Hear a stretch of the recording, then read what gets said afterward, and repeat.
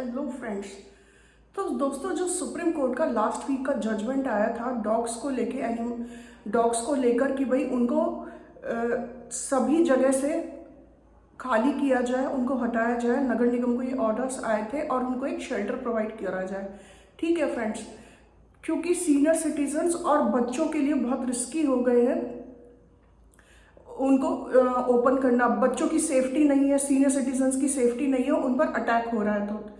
तो ऐसे में क्या करना चाहिए? मैं एक आपसे ओपिनियन मांगती हूँ, आप कमेंट सेक्शन में ज़रूर लिखिएगा कि जो भी डॉग्स पालते हैं, जैसे जर्मन शेफर्ड हो गया, लैब्राडोर हो गया, जो खतरनाक डॉग्स हैं जो 10x5 की बालकनी में फ्लैटों में रहते हैं, जिन्हें ओपन स्पेस भी नहीं मिलता, जो अपना दौड़ भी नहीं लगा सकते, तो उन्हें एक छोटी सी, क्या वो उन पे अत्याचार नहीं है?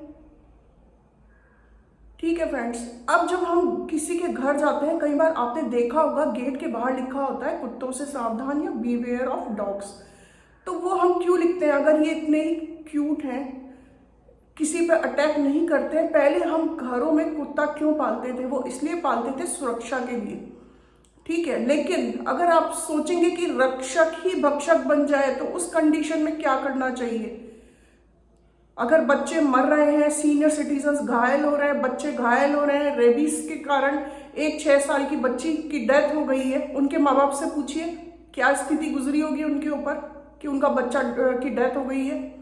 तो जब रक्षक ही भक्षक बन जाए, मैं तो सीधे से एक चीज पूछना चाहूंगी, जब रक्षक ही भक्षक बन जाए तो उस कंडीशन में भी प्यार जताना चाहिए या इसके उपाय ढूंढने चाहिए, क्योंकि ये एक ऐसा पूरे देश की एक समस्या बन चुका है जिसमें लोग सुप्रीम कोर्ट के जजमेंट को, आदेश को भी नहीं मान रहे हैं फ्रेंड्स।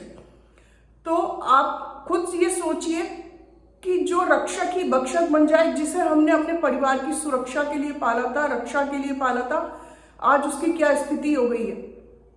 आज वो ऐसा नहीं है सड़क के आवारा कुत्ते ही अटैक करें, कई बार पालतू कुत्ते भी मालिक पर अटैक करते हैं, वो भी मर जाते हैं। उस स्थिति में क्या करें? ये कहना बहुत आसान है कि रेबीज हो जाती है। रेबीज के पेशेंट से मिलिए, आप कैसे हाथ पैर बांध के उनको रखा जाता है, हॉस्पिटल में क्या स्थिति होती है उनकी, और कब ये रेबीज का इफेक्ट आपके ऊपर किस एज में आ जाए आप कुछ नहीं कह सकते हैं। तो दोनों ही, मैं ये नहीं बोलती कि आप डॉग्स को मार दीजिए या डॉग्स के साथ कुछ करिए। अब सुप्रीम कोर्ट जब ये बोल रही है कि हम उन्हें शेल्टर प्रोवाइड करेंगे तो और उनको कोई फिजिकली हार्म नहीं होना चाहिए, सारी सुविधाओं का ध्यान रखा जाना चाहिए, तो फिर क्या प्रॉब्लम है?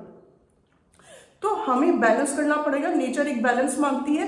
पहले भी सड़क के में आवारा कुत्ते घूमते थे, पर ऐसा नहीं था कि वो अटैक कर रहे हैं या बच्चों को मार रहे हैं। आज जानलेवा हमला हो रहा है, बच्चे मरे जा रहे हैं इन सब चीजों की वजह से।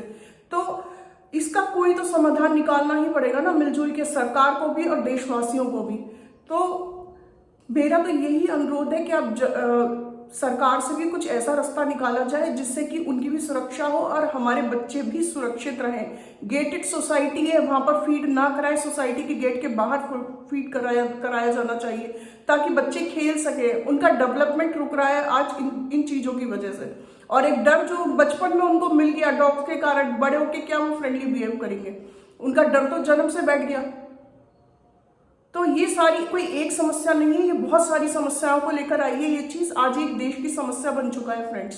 तो इस पर आप अपने विचार कमेंट सेक्शन में जरूर लिखिए कि हमें इसका क्या समाधान निकालना चाहिए। ये कोई समाधान मुझे नहीं लगा कि भाई नहीं, हम बच्चों की प्रोटेक्शन की तो हम बात ही नहीं कर रहे हैं। हम तो सिर्फ ये बोल रहे हैं कि इनको शेल्टर नहीं है, ये कहाँ जाएंगे? अरे बच्चों का भी तो सोचिए, बच्चे कहाँ जाएंगे?